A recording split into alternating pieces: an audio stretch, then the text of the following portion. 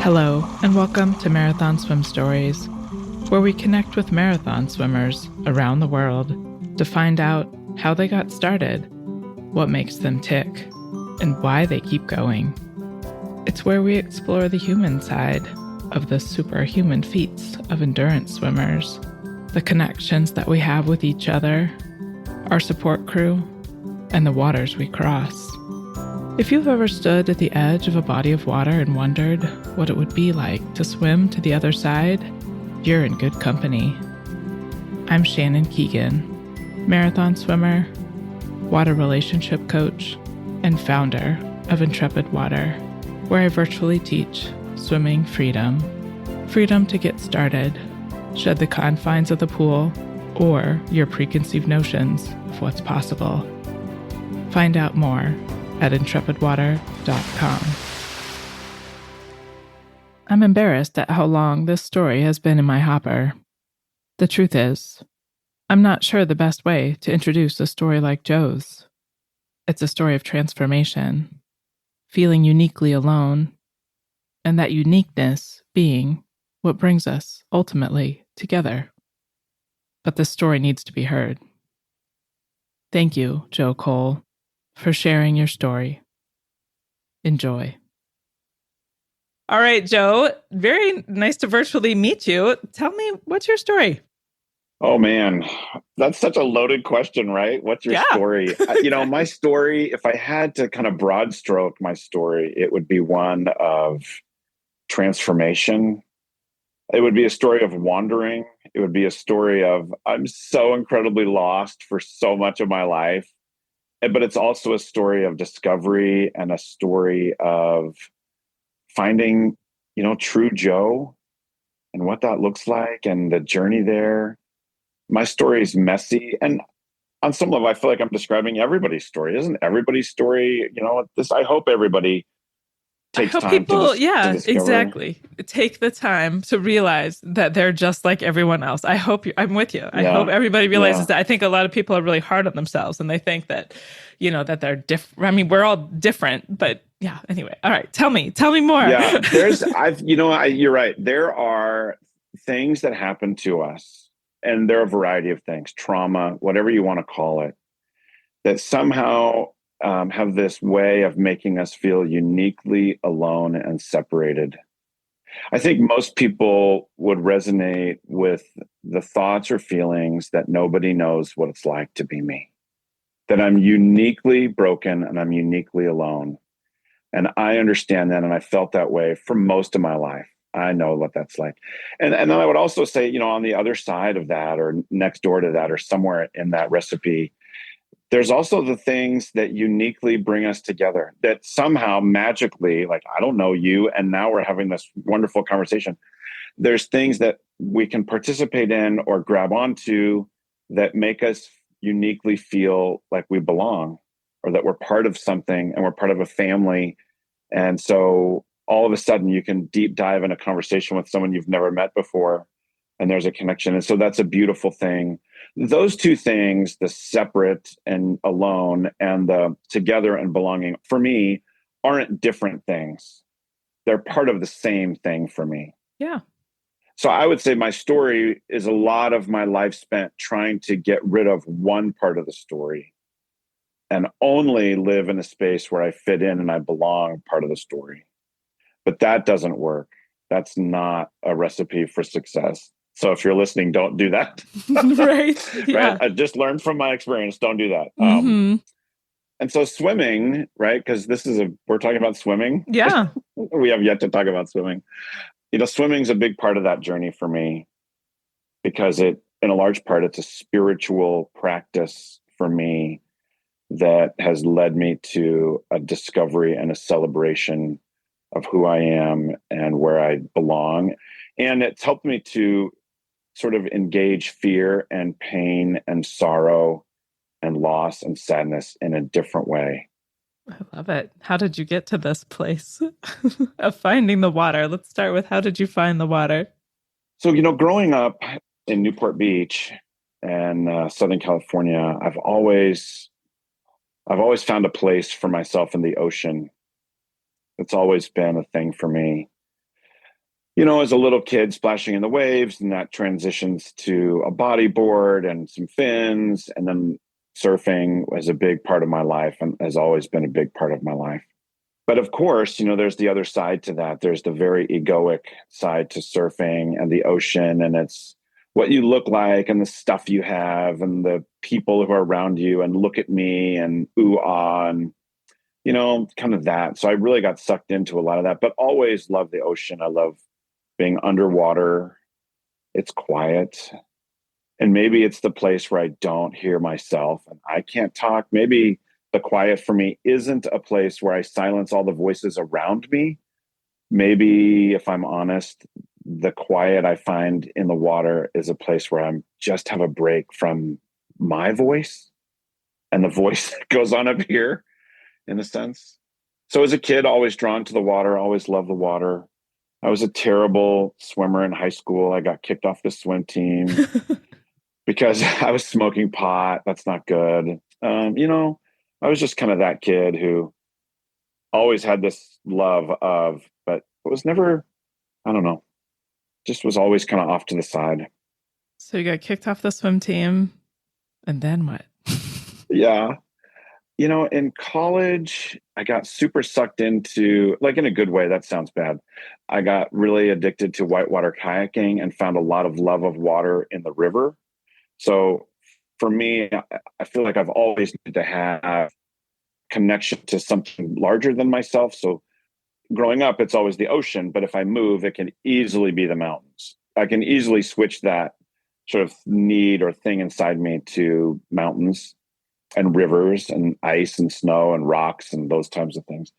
But I found myself wanting to swim a little bit more in college and then moved to graduate school back east. And like the pool was so bougie and fancy where I went to school. So it was hard to say no, because it's just so like, oh my gosh, why wouldn't I want to swim in that pool? Oh, wow. And that turned into, I feel like a lot of marathon swimmers or distance swimmers have this little blip where we thought we would be triathletes. Oh, yeah. It's such a thing, right? It's part of all of our journey. And I think we're like embarrassed. Here comes the part of my story where I tell you that I did some triathlon. Right. Oh my gosh. And we're like, it's almost like shame. Like I need to work through that with therapy. But I had this season where I was like so excited that I was this Olympic distance triathlete and I had the bike and the thing and all the stuff and the gear and the special bag for all the gear. And oh my gosh. But as I went through that, I mean, I would get out of the water in a triathlon, second or third. And then I would get off the bike, in 10th or 15th place. And then like I'm doing the run and there's people coming home from the store with their stuff and they're passing me. I'm, like the worst. There was times when I would literally take my running shoes off and leave them and think I'm going to be better if I just do this without shoes on because they hurt. I just can't run. I'm the worst runner. It's terrible, terrible. But so within that, and this was on the East Coast, just fell more in love with training and swimming in the ocean. And so this was in New Jersey, where every little beach town in Jersey has in the summer, they do these like 1 mile swims. It's the Bradley Beach 1 mile and it's the such and such open mile and the whatever. And so I would just do these, but I found out pretty quickly that I don't really care about winning or competition. So the gun would go off and I'd let everybody go ahead of me. And I would like take a sip of my coffee and watch everybody get through the surf. And then I'd say, it's probably time I get in the water. And, then I would like pick people off left and right. Not my motive, but I just kind of like doing my own thing and like swimming by myself. And so I've been very fortunate to have some swim partners that have really changed my life. So in Jersey, I swam with a gal who was just badass enough to say, yeah, it's freezing cold. Like I'll get in there with you. So I did that and kind of journeyed along. Anyway, through a lot of different things, ended up back home here in Southern California. And at that point I had done, like I had swam, I think the longest I had swam was 3 miles, which felt pretty long to me. But once again, like the journey is still 3 miles is something I can't wait to tell everybody about because it's all about how amazing I am. But inside I'm like dying in a pile and I have like my life is kind of a mess in a lot of ways, which that's another podcast, or maybe it's this one. I don't know. You can ask me whatever. I'm an open book. But in 2019, kind of that summer, I met a person named Sabrina Houston. What's interesting is when I met her, somebody said, "Oh, you do the same kind of swimming that my friend Sabrina does. You should meet her. Her and her husband own a local triathlon store." And so this is so lame. But I'm going to be honest. I literally went in there and I thought, like, with my chest puffed up, like, I'm this like badass open water swimmer guy, and I'm going to connect with this other person, and maybe I could show them a thing or two. And I went in like just so not who I really am type of person. And we started talking, and she said, "Hey, I'm swimming later on today. You should come with me. I'm actually getting ready to do an 8-hour swim to get ready for my Catalina crossing."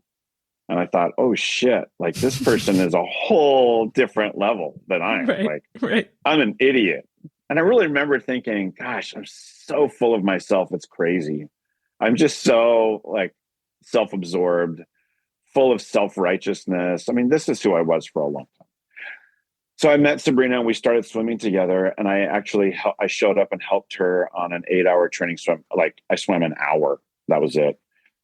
Went home, went to bed, woke up the next morning and realized that she still had been swimming all night long. I was like, mind was blown that this was even a thing. And then she did Catalina. And I thought, I'm going to do a 10K. I thought, that's what I'm going to do. I'm going to swim 10K. Like, that's the next thing I got to do. I'm going to take this up a notch. Like, I can do this. I was really inspired.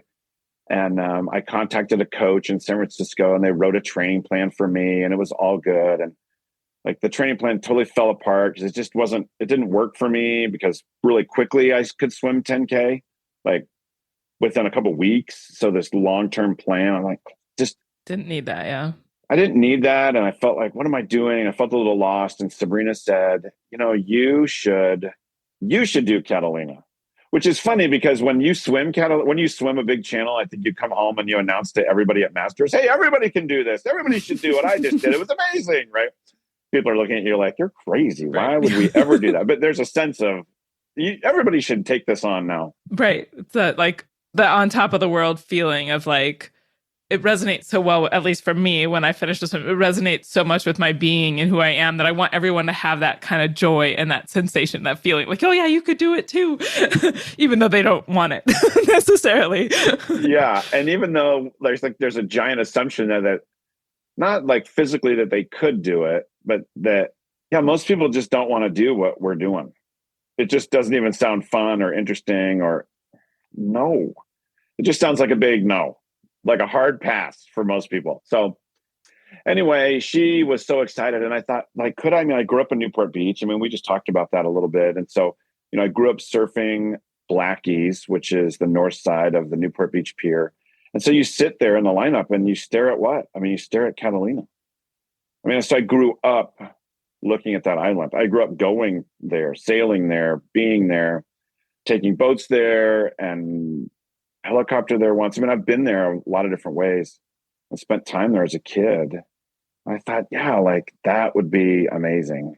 And so that fall, September of 2019, I signed up. Well, I showed up to swim the La Jolla Cove 10-mile relay. You can do that solo. And it was full. So I thought, I'm just going to show up and poach it. But I was really honest with the person. I said, I'll wear a yellow cap. I won't run through the chute, but just so you know, I'm here and I'm doing this. And I kind of just need, and they were really nice. And she said, okay, if you give me the money right now, I'll just you can do it. Right. And I had cash, in my Speedo. And so I ended up getting into that event, and I did. It's such a, you swim 10 laps, but you have to get out of the water after every lap, run through this chute, and then run back in. So, whoa. Yeah, I don't think I would do that again. It was a lot, but I did it, and my pace kind of stayed the same. And I felt really good after that. And so some other swims here and there kind of put together kind of a sort of a resume for a Catalina Channel application in 2020. And because I know people like Sabrina, and because, I could put on my list names like Dan Simonelli, right? Everybody knows Dan, and he lives in our town, and he had paddled for a few things. Like, I had just run into him and he said, I got your back. And so anyway, I got a spot for 2020 and started training, and was pretty excited and naive and nervous. And then of course, 2020. Mm-hmm. So March, everything, went to shit. And so I'm not working, and like the pools, you can like only swim for an hour. What the fuck? That does not work with our training at all. And then in San Diego, so it's fine. So we'll just swim in the ocean full time. But then we had what's called a red tide. In 2020, there was one of the worst red tides. And it just really felt like any minute now, the whole world's going to end. I mean, and I live right by the water, and it smelled so bad. It was all the fish die, all the plants die. Oh my gosh. Everything dies. It's so nasty. So there's really nowhere we could swim. And then, of course, as most folks know, then the Catalina Channel, the Federation said, hey, we're all done. It's over. The season's over. Like, they gave us an option to reschedule. And then a week later, they just said, yeah, that's not an option anymore. Everybody's rescheduled. We'll see you in 2021, which, is a lot. As you know, you're a couple months away from something, and you've put in some time, and you've really tried to scratch it all together. So it was pretty exhausting having to pause that and think, okay, I kind of need to get out of shape a little bit. Like, I can't keep ramping it up for another 18 months. Like, what the hell? Like, no. So kind of got out of shape a little bit. Meanwhile, Sabrina and I have become, we're training partners at this point. I'm pretty sure I'm like 25 years older than she is. So she's my little sister. I mean, we're just very, very close friends in that way. And she was training for Manhattan. And somehow in August of 2020, they cleared her to swim Manhattan. What the hell? And I felt like Manhattan was like so gnarly with COVID, so crazy. And somehow they flew there, her and her husband, Matt, and they did that swim. Have you ever wondered what happens in your body and your brain when you swim? Check out my new podcast, At the Interface, an invitation to non-swimmers and swimmers alike to explore what happens physically, emotionally, psychologically, and physiologically when we operate at the interface of air and water.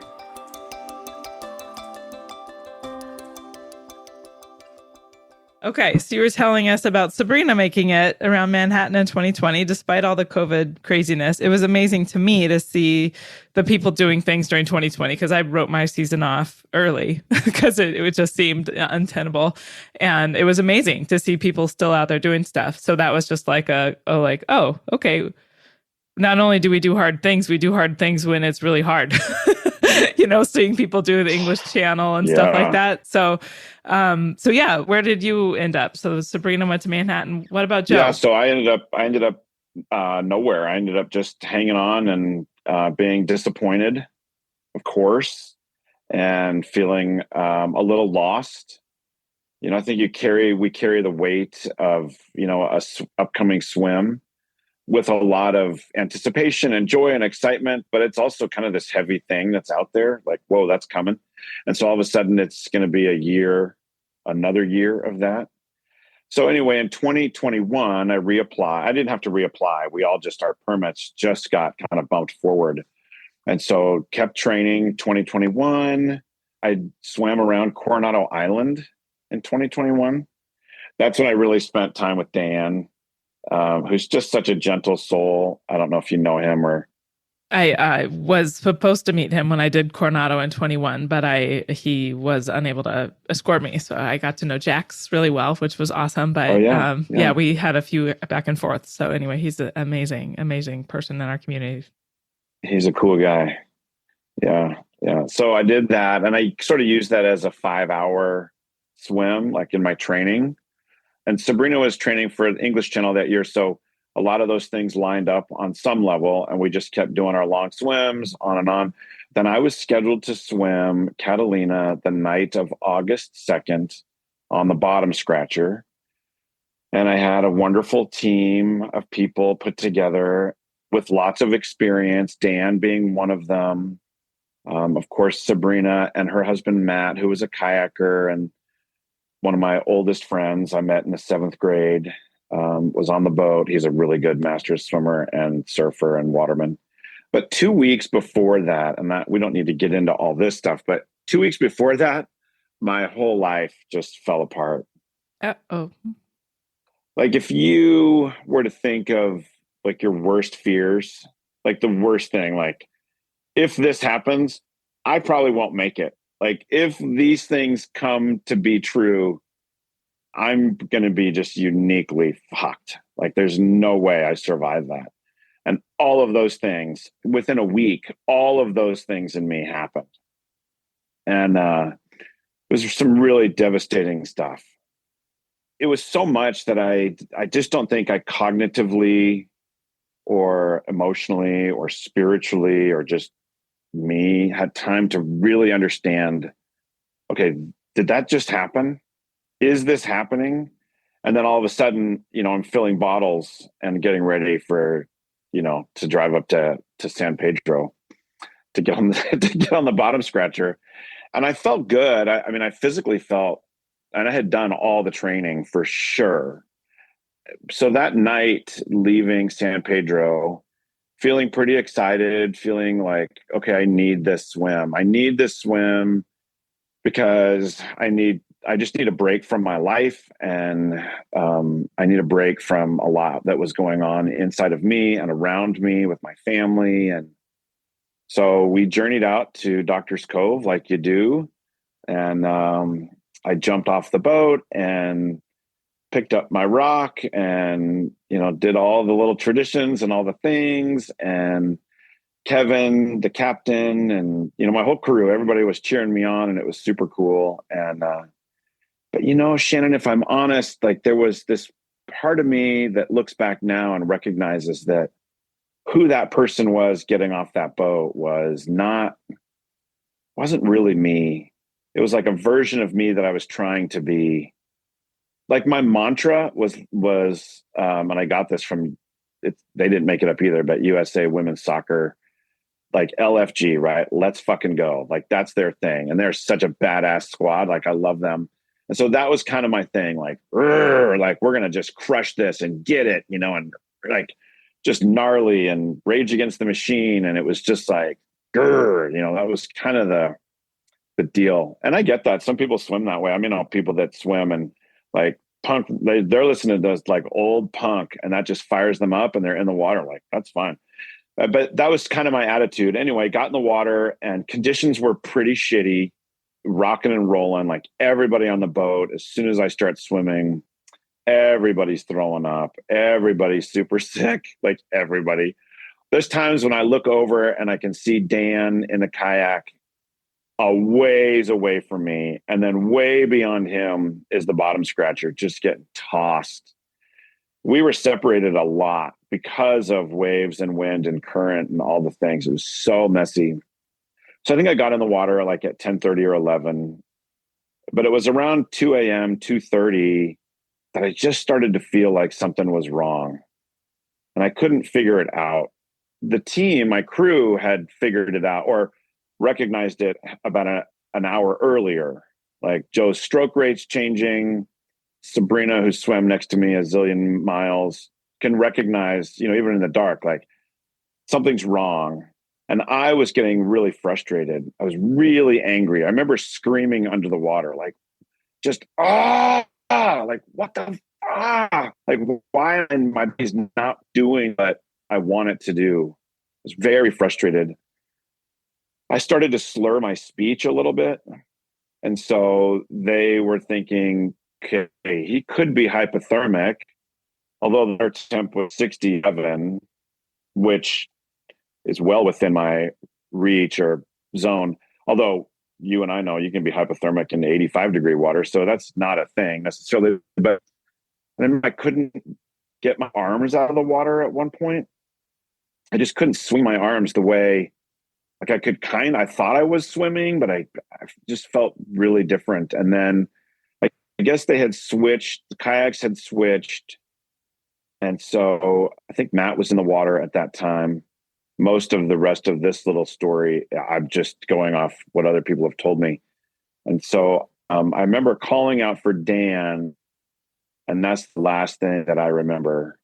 And then the next thing I remember was a couple hours later on the bottom stretcher with people in sleeping bags with me.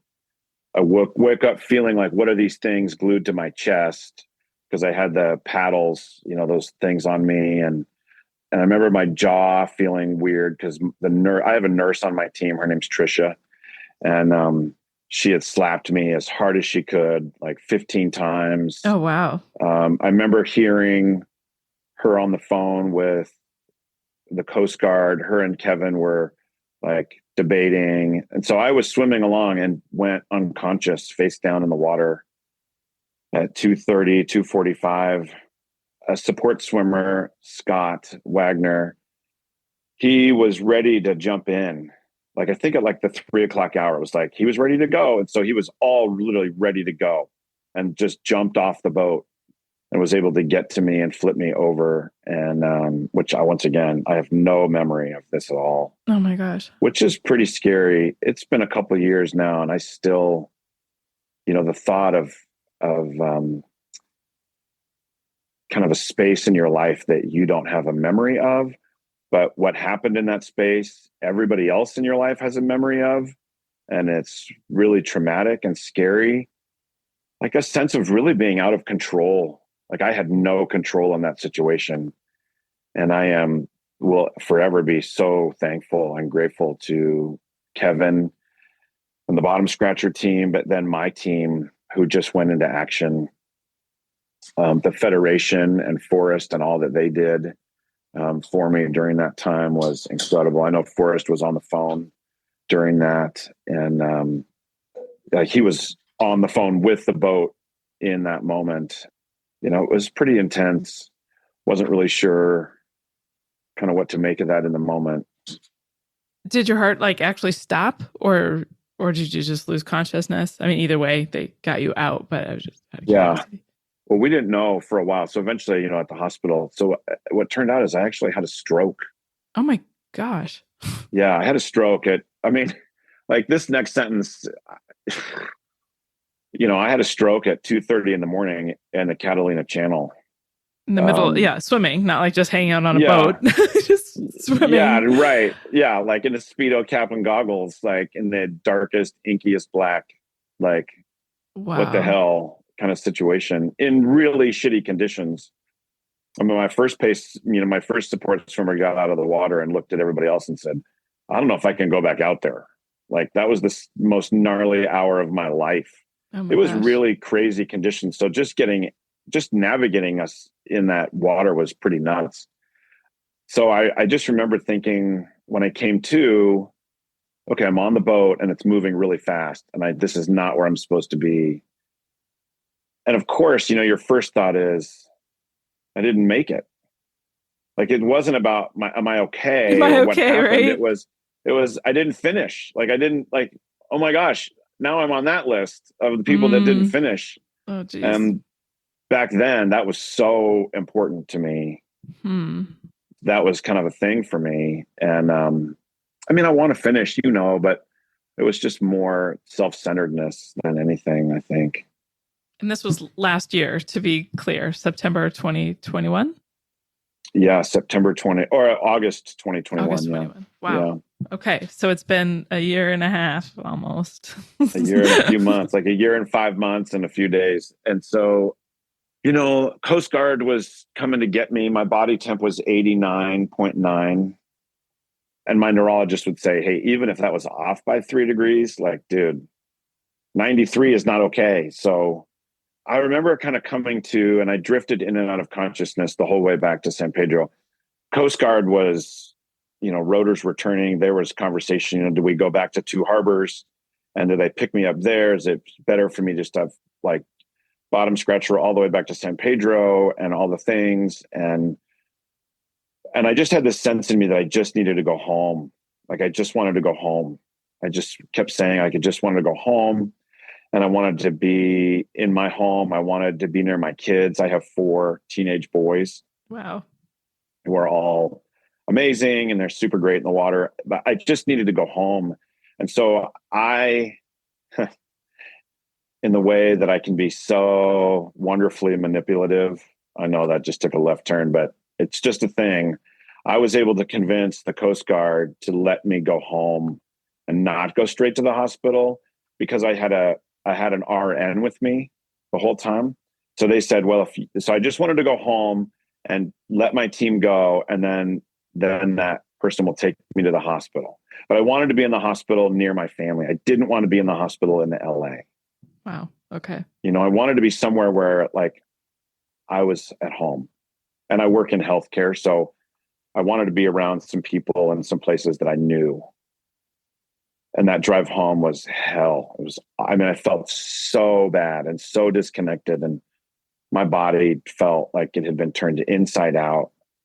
Like I felt exponentially worse than I've ever felt after a long 8-hour swim, which typically I get out of an 8-hour swim and I just, I'm like, that was fun. Like it's good. But I felt like I had been dragged behind the boat for a day. I was so foggy. I couldn't get it together. My balance was off. I couldn't eat. I was throwing up. I couldn't sleep. I couldn't, and I'm like covered in Desitin, which is like so gross. Right. Like I don't know what person said that was the right thing to do. It's not, it's just, I hate it. It's almost like I'm in a wetsuit. Like Desitin makes me feel like I'm like being trapped, like I'm trapped inside of something. And I'm trapped inside of Desitin. Ugh, hate it. Anyway, I went to the hospital and was there for quite some time, as you can imagine. And, the beautiful part is I think every day I got a phone call or a text from Forrest. Oh, wow. The president of the Federation. And I know for sure every day I woke up to a text from Kevin Bell. And I came home pretty freaked out, pretty messed up, off work for a month, not feeling real good about my life, about my body, about swimming. But on the way home from the hospital, sent Kevin a text and said, "What's your 2022 calendar look like?" And he just said, "Dude, we're doing it. It's happening. Let's go. Let's go." He was so into it. And then later on that day, I had a conversation with Dan Simonelli, who said, "Hey, I just want to encourage you not to book any swims or not to do anything for a while. And I just want you to," like, he gave me the best advice. He was right. Just like heal and relax, and there'll always be time for swimming. Fall back in love with swimming. Like, it was a really scary thing that we all just went through. Take it easy. And in my mind, I was like, shit. Like I just sent Carla or whatever it is. I just sent the bottom scratcher like $1,000. Dang it. Like I shouldn't have done that. And I second guessed myself. I was like, maybe I shouldn't have done that. I don't know. It is what it is now. Like, let it go. Just let it go. So I just let it all go. And I'm very grateful for the community, the swimming community, that in a lot of ways, they, like in a season in my life where it wasn't that I just didn't believe in Joe. Like I couldn't believe in Joe. I just, the swimming community, they believed in me. Mm-hmm. And there was a long stretch. There was a long stretch where I would probably say that there was just a lot of time where I didn't know how to love who I was and where my life had ended up. All of this shit had happened. And now I felt like swimming had been taken away, and swimming had been ruined, and swimming had been tainted, and swimming now was trauma and death and fear and the swimming community, people like Sabrina and Matt and Dan and Forrest and Kevin and my team, like they loved me in a time when I didn't know how to love me anymore. Yeah. And it was really beautiful. And I'm very, very thankful. And so the story moving forward becomes a whole lot less about swimming.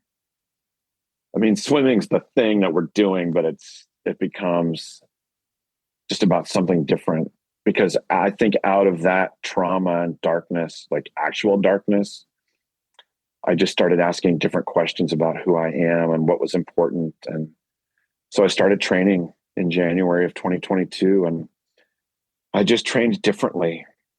I didn't train for volume. I stopped training the way I saw other people training. I stopped swimming as much as Neil swims, because that guy swims like he's crazy. Dude, relax. You're making us all look bad. Like I just was, I had lived a life, my whole life, comparing myself to other people. And I stopped doing that. Nice. I decided to just swim the way Joe swims, and to swim because I want to swim. And I know when I need to rest, and I know when I need to take it up a notch. And Sabrina got pregnant that year, which was awesome. And she's had a baby, and he's super cool. And oh my gosh. So I trained with her for a little bit, but then eventually, she bailed. So selfish, whatever. And which was cool, because it kind of left me alone, right? It kind of left me with just me again, like this new engagement of Joe and this new discovery. And so my long swims were so different. We're just so mellow and big. And like my 8-hour swim in La Jolla, I swim with a pod in La Jolla, this group of people who are so funny, so accomplished, so badass, and so humble, mildly inappropriate all the time. They're just so fun. And they just supported me and loved me. And that 8-hour swim was just gorgeous. I mean, beautiful. There's been some big sharks down here this year, and we saw some big sharks. And I like, I remember being faced with the decision, like at 3 a.m, seeing the bioluminescence on a really big great white, thinking, well, I mean, we can get out, or you can just choose to say, gosh, nobody else gets to see this. Like, nobody else gets to see this beautiful creature light up at 3 a.m. off Torrey Pines. Like, what is crazy? It was so crazy. Tom Hecker was paddling for me. And anyway, so just so beautiful, and showed up at that swim on August 15th to swim Catalina again. Same team, plus or minus a few people, right? Sabrina's on land crew. And I had another gal, Sydney Russell. She's paddles a lot and is a pretty accomplished swimmer and coaches. And so she was there. I decided that on that swim, I was going to do it differently. I decided that, one, it wasn't about the swim, that the swim itself was going to be a celebration of who I am, not something that was going to make me who I am. It was going to be a celebration of who I am, not a celebration of all the training, although that's fine, but just a celebration of true Joe. So my team, we're going to do this. We're going to do this the way I really want to do this. And I'll be honest, Shannon, I didn't know how I wanted to do it the year before, because I didn't know who I really was. I'm just discovering this in this process. Does that make sense? Yeah. Yeah, absolutely. So I'm just super touchy and lovey, and I'm a feeler, and I'm empathetic, and I didn't want to hide those things. I wanted to express those things in my swim. So we hugged a lot, and I told my team I love them a lot, and we kissed a lot. Like, I'm Jewish, and in my Jewish faith, like, Jews kiss. I mean, I know a lot of cultures kiss, but we kiss. We're kissers. So we kissed a lot and loved a lot and hugged a lot, and there's a lot of peace and a lot of calm. And heading out there to Catalina, everybody within 15 minutes was sound asleep. It was great. It was so good. And I did a meditation, and then I listened to some Grateful Dead, because that's the right thing to do. And so relaxed, and so much peace, and so much calm. I'll never forget, somebody that I meditate with a few weeks before Catalina said to me, in regards to my 2021 swim, she said, have you ever considered that swim went exactly the way it was supposed to go? And from my response to her in that moment was, fuck you. Like, what are you talking about? Like, so you're saying I was supposed to have a stroke? And that's not what she's saying. She's just saying I was this angry, frustrated, dark, overwhelmed, exhausted, like black. And that swim was a reflection of that. And so 2022 was a reflection of who I really am. Mm-hmm. And so, one, I didn't wear Desitin. I just didn't do it. Like I told my team, and it frustrated a couple of people on the bottom scratcher for a minute. But when I feed, it's not a quick thing. You know what? It's going to take me a minute and a half. Because guess what? Guess who's not breaking any records? Me. And I don't care about that. But I care about relationships. And so I need to hear a joke, and I need to hear from my team, and I need my team to hear me laugh. And I easily get the giggles. And so I needed to let that happen. And I needed to tell Dan that I loved him. And I needed to like embrace, like, you guys just pause. Like the moon was so big and the conditions were so perfect. I mean, it was just flat and glassy and the bioluminescence. And sometimes they were like, you got to keep moving. Patricio on that boat was like, he's got to feed faster. And I'm like, no. That's not who I am. As much as I need the physical fuel, I needed the fuel of people and love. And yeah, I right. need that too. So I'm always like, how's everybody doing? That's what my feeds every time. Yeah, everybody okay? Too. I love you. Thank you for being here. Yeah, right. That's so important. It's so important. And so I took the time to do that. And it was so beautiful. Not once on that swim did I ever feel like it was too much. I never went to my bag of tricks, like the mental mind things that I rarely sang songs, which I have a lot memorized. I just sort of lost myself, and I just was Joe, and I swam. It was so beautiful. Dennis, pace swimmer from the year before, or support swimmer, I think it was like 4 a.m, 3:30 in the morning, and we were separated from the kayak and the boat for some reason, just enough to make us feel like, whoa. And I stopped and looked at him and said, man, we're like in 4,000 feet of water. It could not get any darker. We're in the best shape of our life. And we're out here together. And we met in the 7th grade. And I love you. And we literally had to like dump out our goggles. We were like so emotional. It was just so moving and beautiful. Anyway, it was so good all night. And Kevin came down and made burritos for everybody. And he had provided free galley service and brought a crew member and all the food, paid for it all, and just like hooked my team up. It was so fun. And of course, all I can do is smell it. Jeez.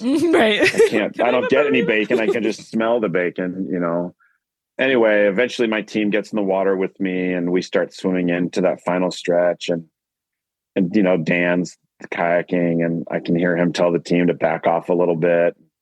You can just feel the excitement, I remember once Dan just said, hey, you're almost there. Like, let it just draw you in. Like, don't pick up the pace. Don't do anything. Just let it just draw you in naturally. And my stroke rate and my pace were the exact same, the entire swim, 12 hours and 28 minutes. And I remember swimming, and it was like I could see people, and then I could see who those people were. And then I can remember seeing the bottom, the sand. And I thought, oh my gosh, this is happening. And I stood up. And when I heard Sabrina scream and yell for me after all we've been through, like I just fucking lost it.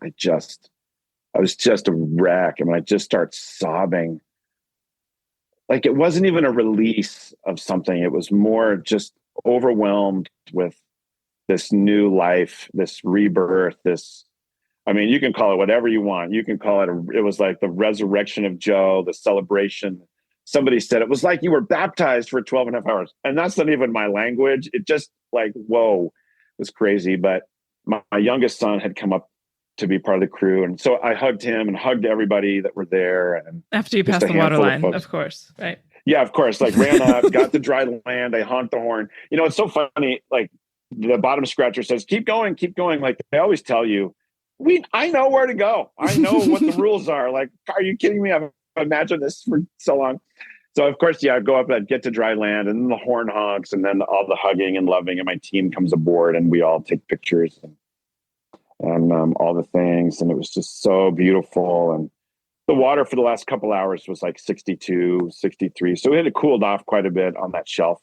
And I didn't realize I had never it felt refreshing to me more than anything. It was like, good morning. I love this. Wonderful. Everybody else was cold. And so we headed back to the boat. And of course, Trisha, same nurse, who was so happy that her night was so boring. And she just spent the night, everybody just, the crew, like all night, just talked and laughed. And Tom Hecker and Don Van Cleve, those are my observers. Right. They put on like these two old veteran swimmer observers, Federation board member guys. Like they were watching, they were like in full support of the swim. Like they wanted to be successful. I know Forrest kind of had checked in. And so they're getting me changed and getting me warmed up. I was so fine. I mean, I never had the drop or the shivers or anything like that. And at one point, Trisha took the light off my suit and the rock that I had carried from Doctor's Cove, that thing. And anyway, it was just a great celebration. It was really cool. The next day I called Trisha and I said, hey, remember that rock that, was in my suit that I feel like you took off or took out, when I was changing? I said, where's that rock? And she paused and she said, well, was that important? I mean, was that a thing? And I said, well, yeah, that's the rock that I carried from Catalina to Palos Verdes. And she said, oh my gosh, I'm so sorry. I just thought it was a rock and I threw it over the side. And she felt bad. And I just laughed and laughed, right? Because it wasn't about the rock. The swim before was about like, you got to accomplish and conquer and do this thing and be part of this thing. And the rock was significant. Like if I'm on the list in the long swim database, then I'm a part of something. And I realized that I was a part of something before I even start the swim. Mm-hmm. The morning of the swim, I just realized that I had this moment of emotion where I realized I was enough and I don't need to do the swim to be anything else. I'm fine. We laughed about that rock for some time.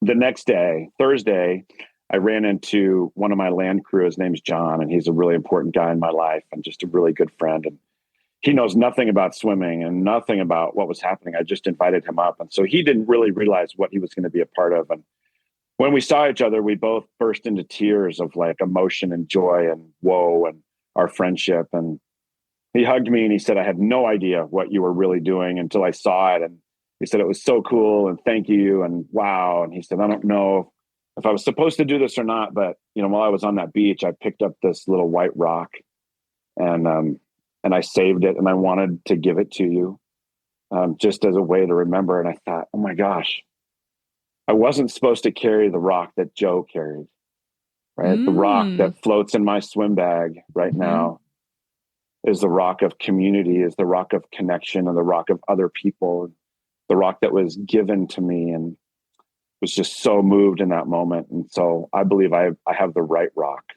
not the egoic Joe rock, but the the true Joe rock. Anyway, yeah, I love it. That's an amazing, amazing story on a million different levels. Like I love that you've been able to shed the comparison and find yourself, train for yourself the second time around. You mentioned that your relationship, well, you didn't say your relationship, but you said that the water means something different to you now. And I'm curious what it means to you now and if you have any future watery pursuits or where. Yeah. I think for me, the water has, and I think it became this even before Catalina, but the water became a place of celebration and a place of renewal and a place of hope. Because my whole life, I've been trying to run away from the traumas and the hurt and the pain and the nobody knows what it's like to be me feeling, like we were talking about. I've been trying to run away from that. But for me, the water also represents that. that's a part of the water for me. Of course it is. It's a place of real trauma for me. But I've learned that it's going through that and experiencing that and embracing that and feeling all those feelings too. That is also the place where I find love and healing and wholeness and forgiveness and joy and celebration and community and belonging. So the water really represents both of those things. The water is a place of tension for me.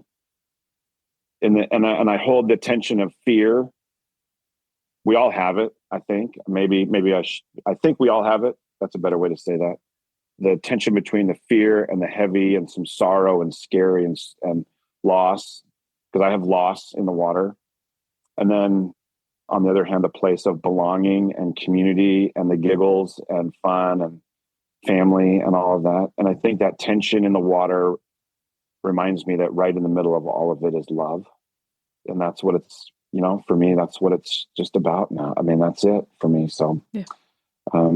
Beautiful. Yeah. So moving forward, I'm going to just keep swimming. I love to go swimming and I'm going to keep swimming. And Sabrina and I are doing we're going to do some swims this year in 2023. Cool.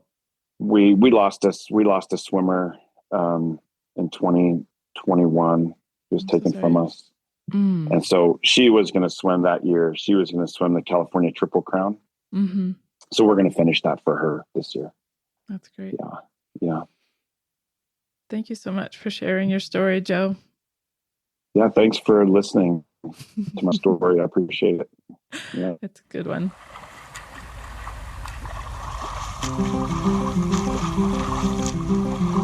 I hope you enjoyed today's episode. If you were inspired by even just a moment of this story, please share it with a friend. You never know what might push someone out of their comfort zone so that they can find out what they're capable of. And please leave a review with your podcast provider. It truly helps others discover the raw and honest stories of these amazing endurance swimmers. Thanks for listening.